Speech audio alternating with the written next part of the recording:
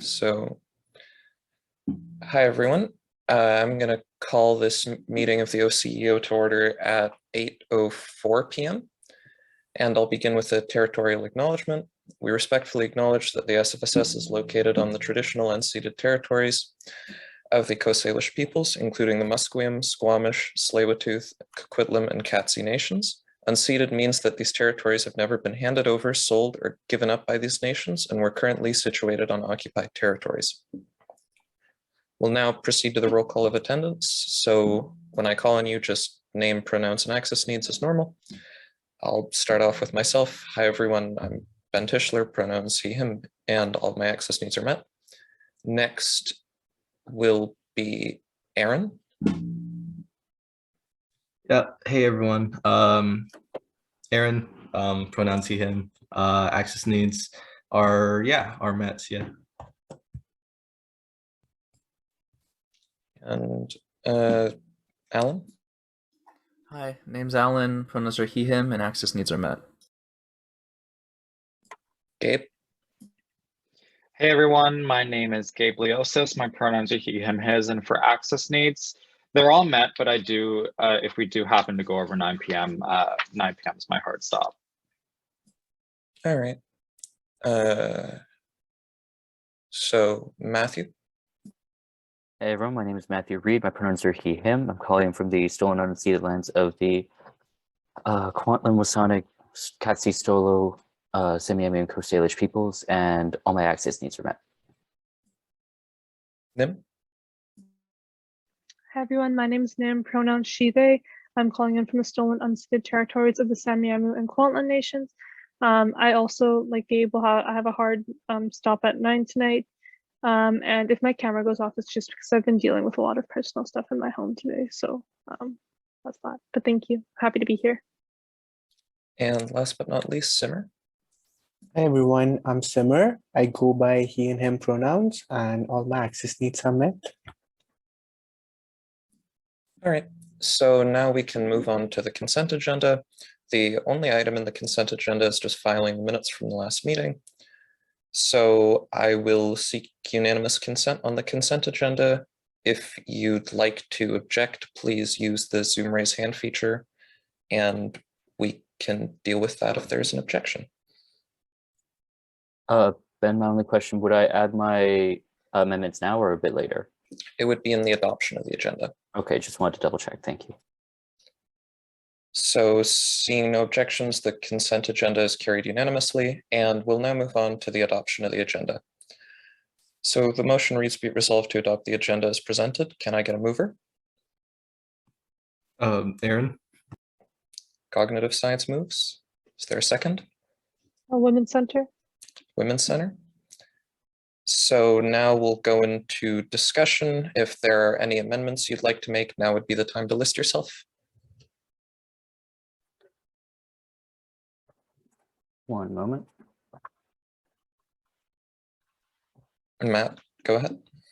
I would like to add two discussion pieces to the agenda. One is to discuss the behavior of one of the executive members of the executive team. I've talked to a number of counselors regarding their behavior, and I'd like to bring it to the attention of the Oversight Committee, as this is our job to act as a means of oversight for the executive committee. The name of this individual is Nikki.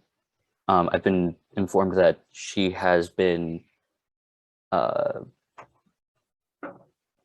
claiming that she's been at low capacity, which is completely fine in order to do her job, but she's also been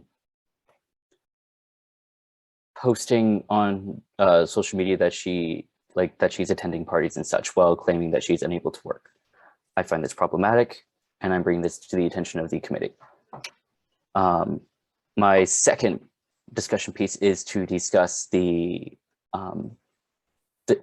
discussion that took place last night in council. I'm not seeking any sort of resolution to this. I'm just simply wanting to discuss this, as I thought this was concerning from the executive team as a whole last night during discussion period. And would hope to have some potential maybe recommendations, like for the executive team to open group chat, just have better communication with each other, stuff like that.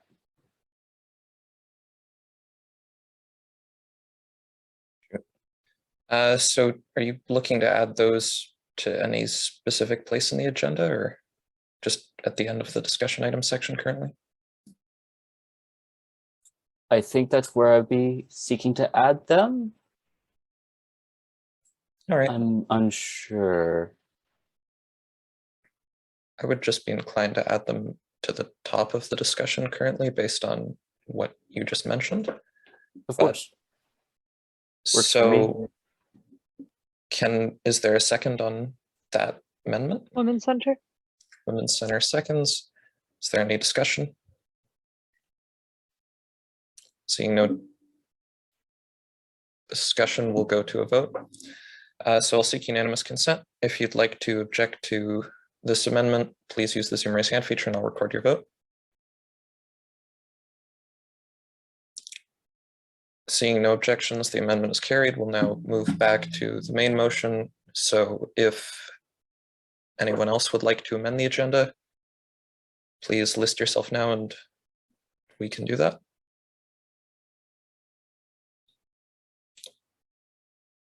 Seeing no further amendments or other discussion, we can move to a vote on the adoption of the agenda. So I will seek unanimous consent.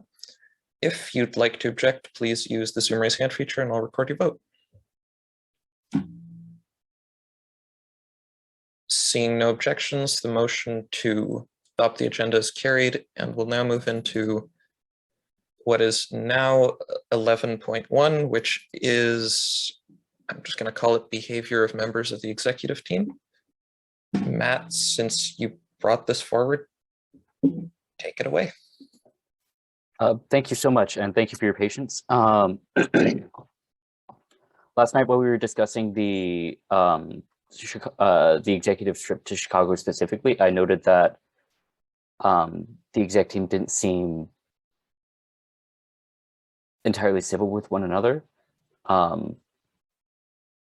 That's just not nice to experience. It's not an issue that really affects council as a whole. I would have hoped that any discussions that they would have had on this matter would have been dealt with on their own.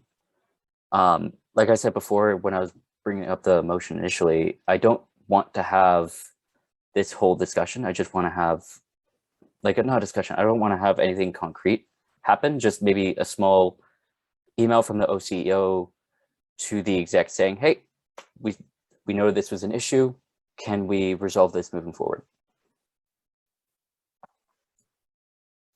Aaron, you have a list? Yeah, I was just I had to leave early yesterday because of something personal, but could Matthew or anyone just give me a quick refresher about what occurred that we're currently discussing? I can try if Matthew doesn't. Oh, Matthew isn't. Oh, sorry, I should have dropped yourself. Matthew, go ahead. Yeah, I can do my best and name a few of anything that I feel like I'm missing out. Please feel free to jump in. So essentially what took place yesterday was while we were discussing the approval for, I believe it was $6,300 for the execs to go on a trip to Chicago that had to do with labor, organizing, and unions. And it would have been it's a great opportunity for them to go as well, to learn so much and make connections, etc. It felt as though that the communication between the execs was subpar, to put it mildly. I noted that in this time period, it was the individuals that were tasked to go were Ria, Ishana, and Helen. So the VP Equity, VP of External Communications, and the president of the exec team. And it seems as though there was a lack of communication between the people that were attending and the rest of the execs. In this time period, Nikki specifically took issue with the fact that she had not been notified of this, which is interesting for the reasons that I said it earlier, but that's a separate issue, and we'll discuss that at the time when we discuss it. And I was really disheartened, and I must say I have a a growing lack of trust for how this exec is handling issues. I hope that answers your question. Yeah. No, that does. Thank you very much. Yeah. Gabe, you're next on the list. Thanks, Ben. I want to state that I wasn't at the council meeting last night, but I was filled in. So if at any point I kind of say something that maybe isn't true, please just let me know. But from what I understand about the situation, I honestly feel like it's less about a lack of communication between executive officers and more of a lack of understanding by certain executive officers of each exec's distinct portfolio responsibilities. And can someone please clarify for me, at the end of the night, it was the VP external and the president who were tasked to go, right? And one other person, right? Matt? Unless I'm mistaken, the initial proposed slate was sent. So it was still, after all the debate that we'd had, it was still going to be the VP Equity, VP External, and the president that would be attending this conference. Okay. There was no change on that. Okay. So I think what I'll just add to that is I honestly think that it's just it's not really to do with communication. I mean, I think communication was a factor to it. I think there's still just is a lack of understanding of the division, maybe not division, but responsibilities that each executive officer has within their portfolios. I mean, to me, it's pretty straightforward to think that it's a conference outside of the country, external from the SFSS, and that when it comes to certain events that fall into that category, it is the VP external that goes, as it is an external organization, and it's the president as the spokesperson of the society. From what I gather, and again, I wasn't at the meeting, but it just kind of seemed like certain executives just wanted to go for the sake of wanting to go. Not really for any particular reasons relating to their portfolio or current work. And so to kind of waste council's time in that way for something that doesn't really actually relate to the position they were elected to is concerning to me. And perhaps that can be adopted into any type of correspondence that OCEO, if we choose to, sends to the executive committee. Okay, Nim, you have a direct response and a list, so Yeah, so do your it kind of falls yeah. into both. you're next anyways. Yeah, thank you. I was just kind of adding on and concurring with Gabe, your analysis, even though you weren't there. I felt that a lot of the discussion that took place was between executives, and much of it came across as certain executives being unhappy that they weren't invited to go, and it was less about the funding and more about, wait, why can't I go? Which was a bit concerning because that wasn't what we were discussing, and we spent a lot of time on this matter when it really wasn't. It shouldn't have really taken that long, and there were other matters we also had to discuss yesterday. So yeah, it was a bit disheartening as well for me just to see like there's this really great opportunity. It fits really well into certain people's portfolios, and other executives are trying to almost block that from happening because they also what came across as they also just wanted to go, even if it wasn't in their portfolios, and kind of trying to justify how it could fit into their portfolio. But when they tried to justify it, it didn't really fit. It didn't even fit. Sorry, I saw the message and it just made my mind kind of, but it didn't really fit into their portfolios. They were trying to fit it in somehow. So yeah, it was just kind of a frustrating thing. And I think a lot of counselors, I heard a lot of, there were a lot of counselors kind of noting afterwards that they were disappointed that that's how that conversation went. And it was more of like executives advocating for wanting to go on this trip as opposed to us actually dealing with the to be dealt with.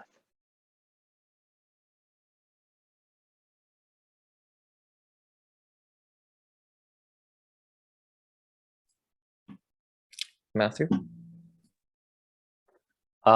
Based on what I've been hearing, Gabe, your analysis was fantastic. Really spot on. Nim, also your point as well is really good.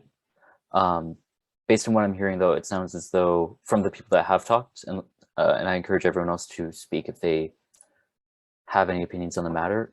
Would we be in favor of potentially sending nothing crazy, just a small reminder email to the executive officers, reminding them of their role within the executive, and perhaps to stay in their lane, as it were?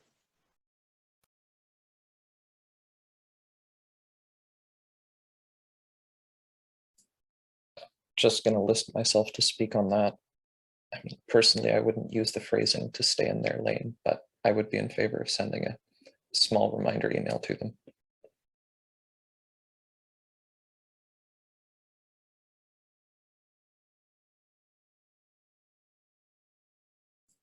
Go ahead. Would anyone be willing to assist with writing this email? Is anyone really willing to write the email at all? Okay, yeah. Nim? I was gonna say, I can help write. I could edit it as well, though. If there's other people who are okay taking on writing, I can do the role of editing and making sure it's all good to go.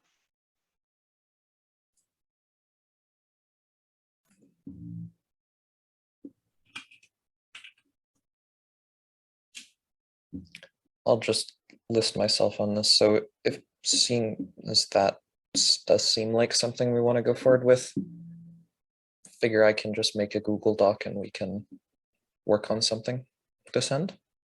I don't think it needs to be crazy long, but just something small. I'll share the link. What I'll do is I'll share the link in the chat here and just share it with everyone at the end of this meeting, just so that we can move ahead with everything else.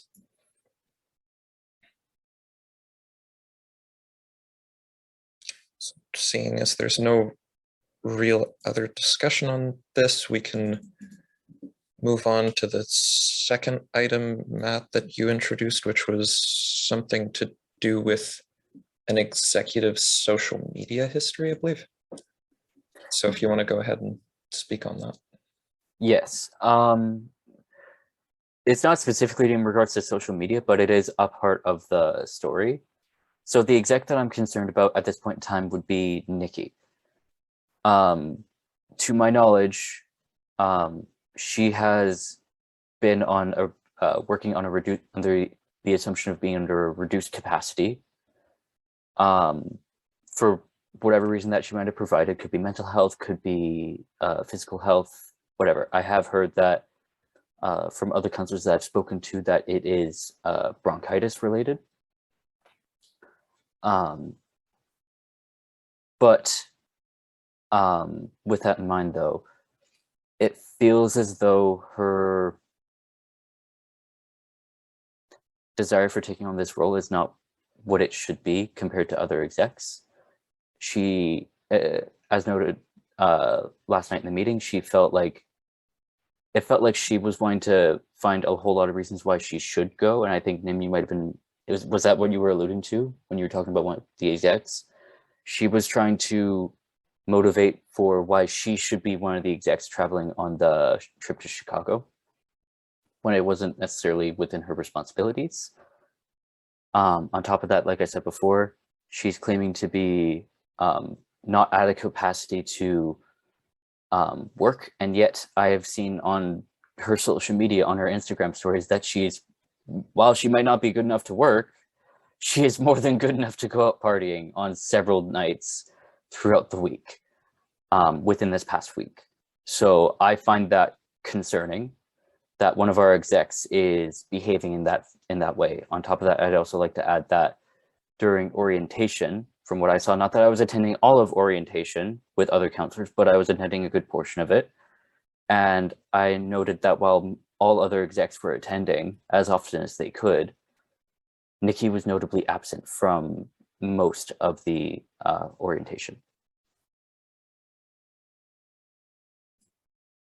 Aaron, you have a list on this?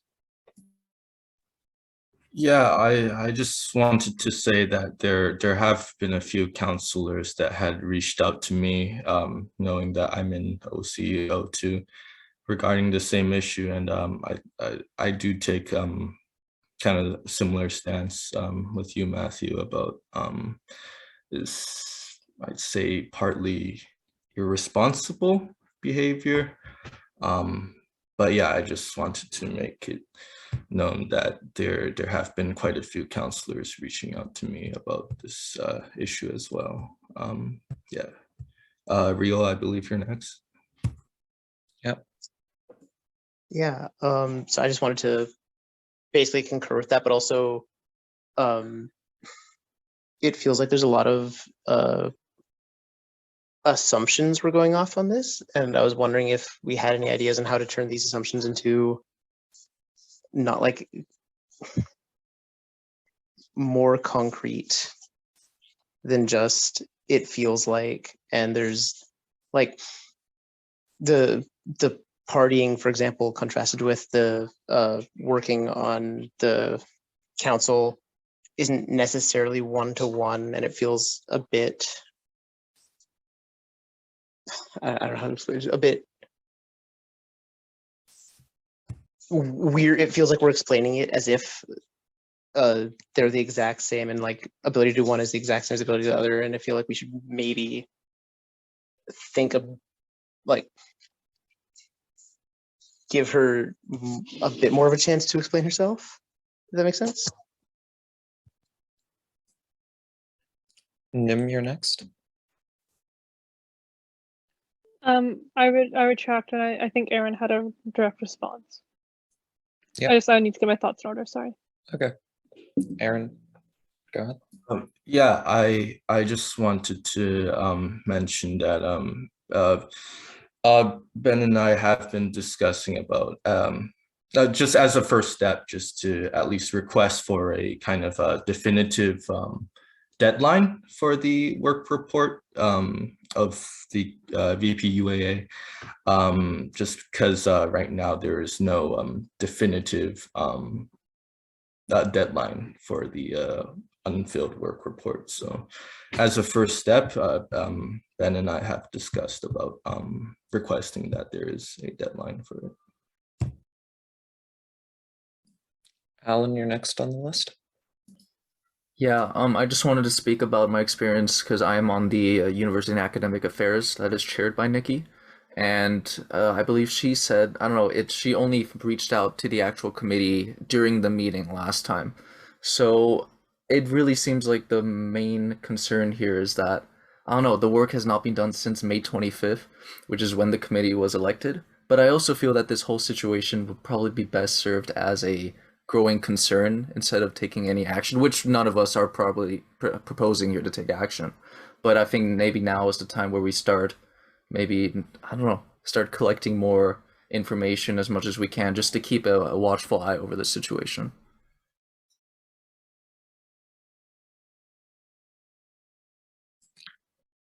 Okay, I'm gonna say Matthew, you're next. Thank you. I have two direct responses, but I think you missed my first one. It was initially to Rio. So I'd like to do that one. I'd also like to do a direct response to Alan. So Rio, you're right. For right now, we're making assumptions because we don't. My initial goal was to just bring this to the attention of council, to this committee, so we can speak on this and start to build our case. And Alan, I fully agree with your what you said. I think that we should begin. That was my goal. I wanted to bring this to the attention of the committee so that we could start doing our work, start taking note of if we're following Nikki on social media, if one or two of us are, make notes of that. Maybe also I think Aaron, you mentioned putting a hard cap on the UAA's work reports. That's a really good step as well. We could analyze the actual work that she's doing, and then, yeah.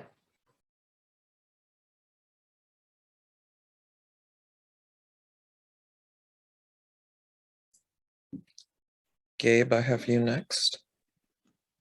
Thanks, Ben. I have a couple of things I kind of want to note. firstly, I just want to thank Matt for bringing this forward, because I initially was going to bring it forward, and then I heard that Matt was going to amend the agenda to add it. So thank you. I have been noticing a trend myself in terms of not fulfilling, firstly, some of the basic roles of an executive officer, but also not fulfilling portfolio requirements in terms of the university and academic affairs portfolio. I'm in a bit of a unique position, I think, because I serve as AVP to one of the other advocacy centered executives, the VP External and Community Affairs. Those two positions work hand in hand, as they're both advocacy-based positions, and I've noticed just not really having that. Well,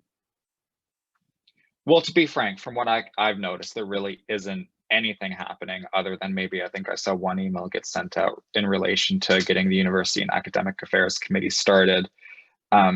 But it's really starting to hold back some of the other executives who are trying to get their work initiated, but is being held back because one executive committee member is not pulling their weight. For example, the annual advocacy plan usually gets put together at the beginning of the year, which is a plan that encompasses the work that the executives in the external and community affairs portfolio and the university and academic affairs portfolio are going to engage in the year. Now, Ishana has finished her component of that plan, but because Nikki, for all intents and purposes, has been MIA, we have not been able to complete that work. So that's kind of what I've been noticing in terms of my position as an AVP. But something else I want to mention too, in terms of I really still believe that when it comes to this particular executive officer, there really is still a lack of basic understanding of what the role is and what her responsibilities are. And I mean, I'd still think there's some basic training that Nikki hasn't received, and basic information that she needs in order to serve as an executive, to serve in this body that is an employer. And, you know, I don't want to say any names here. Maybe perhaps if we decide to investigate this further, we can discuss this in camera. But I did hear from a staff member, sort of confidentially, I guess you could say, kind of a whistleblow, that there has been some really concerning behavior from this executive officer in terms of, you know, I heard that they were signing contracts of some kind that were not approved by council. Now, this is purely hearsay, but something perhaps that we need to think about. Anyway, I'm kind of rambling, but that's my perspective on this.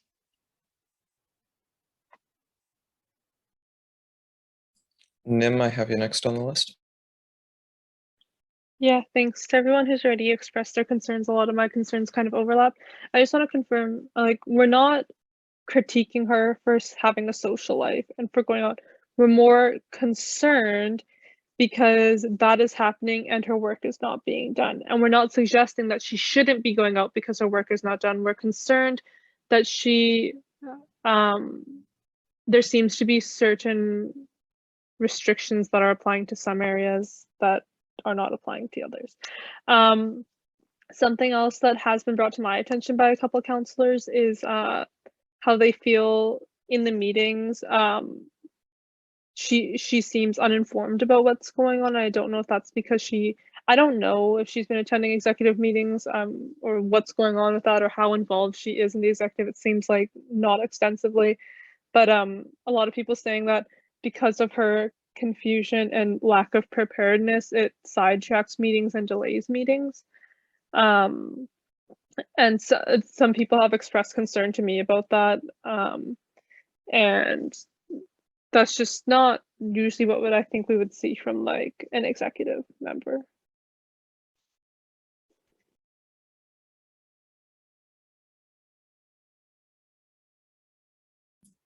Aaron?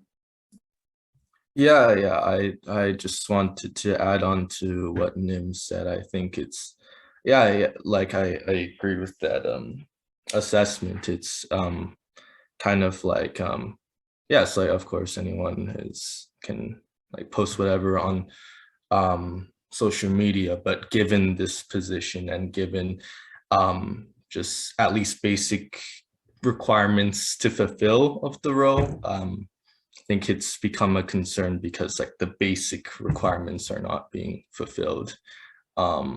You know, like many execs, if you all saw on the work reports, it's like 100 hours or something. It's like a lot are going above and beyond, but I think the main concern of this is the basic requirements are not really being met at all. But yeah, Nim, you're next. Yeah, I also did want to just know, like, I'm very aware that she does have accessibility needs, and I know that she is going through a lot right now, and I'm not critiquing her for that. I'm just more, I think we just need to set some deadlines with that going on. And even the meetings, when I said that she seems unaware, I'm not saying that, oh, it's because she's seeking clarification. I think people have just expressed that they feel like she just doesn't come prepared in her role. So it's not to do with her accessibility. It's more just to do with her lack of preparedness. I wanted to point that out as well. Gabe?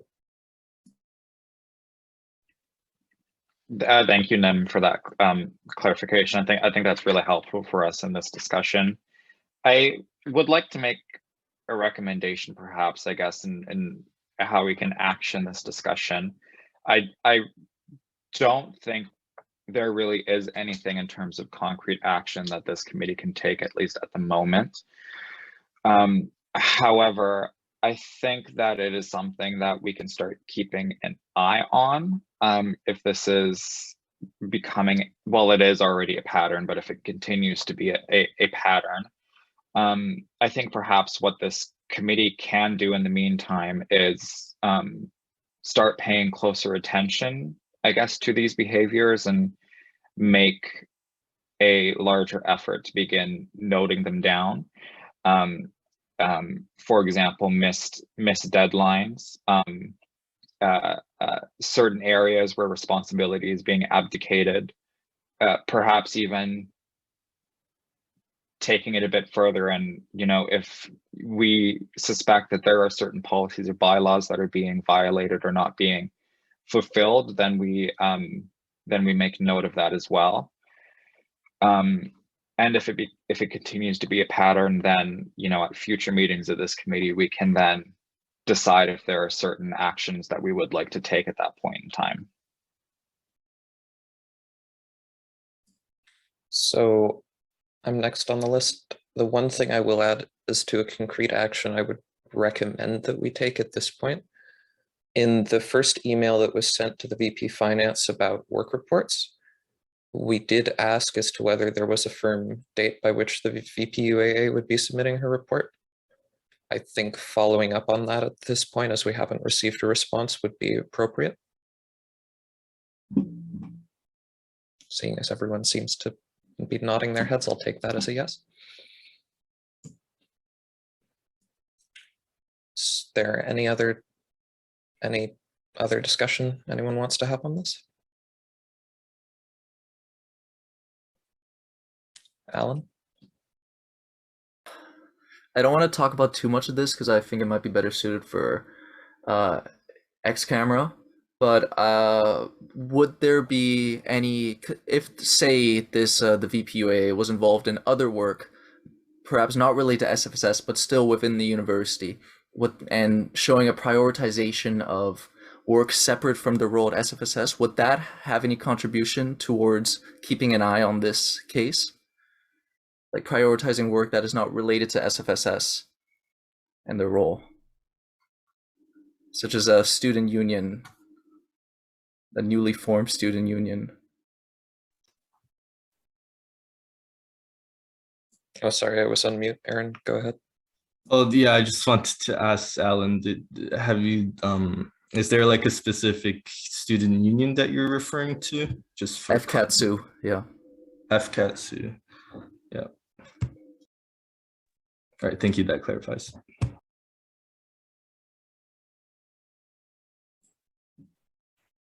Seeing no other discussion on this, I think we can keep note of this. I'll follow up on that email and we can move on to the next discussion item of the day, which is,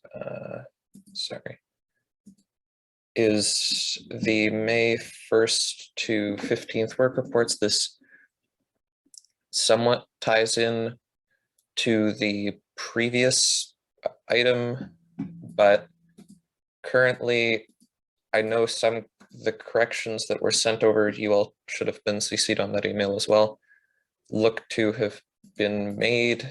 The one thing that still remains not completed on that work report is the report of the VPUAA.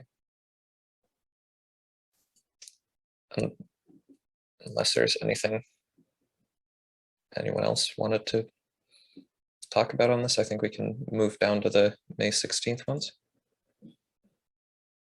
All right. Seeing nothing, we can go on to May 16th, 31st. So just trying to hear from everyone if there's anything that folks think needs to be corrected before the work report is published on the website.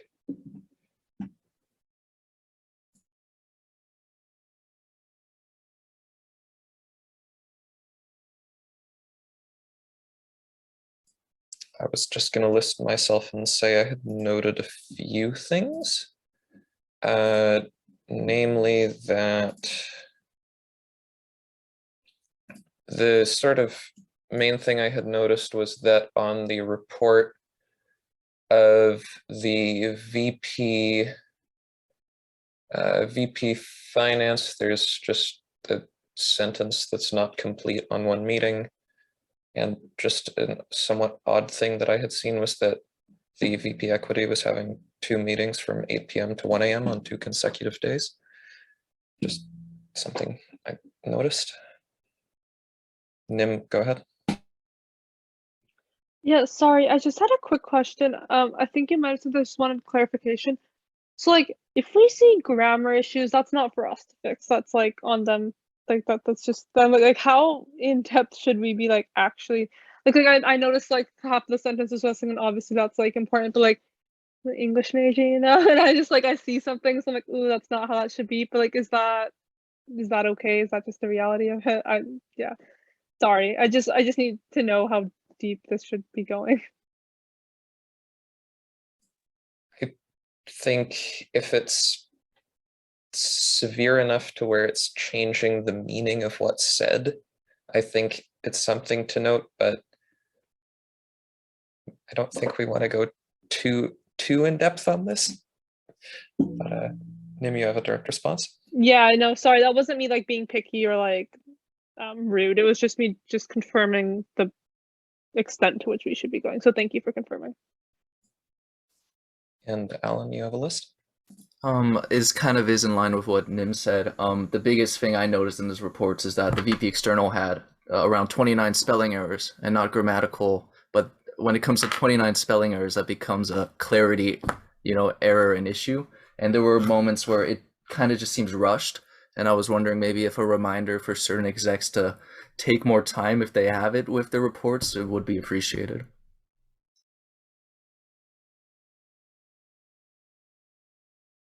I'll respond to that. Yeah, I did see some of that on the VP Externals report. I think we can definitely send a reminder about that. I know the one thing that has changed on this report, which I'm hoping will improve some of that, is that the VP Finance sent out the work report to executives much earlier than previously. So hopefully that gives them a bit more time to fill it out.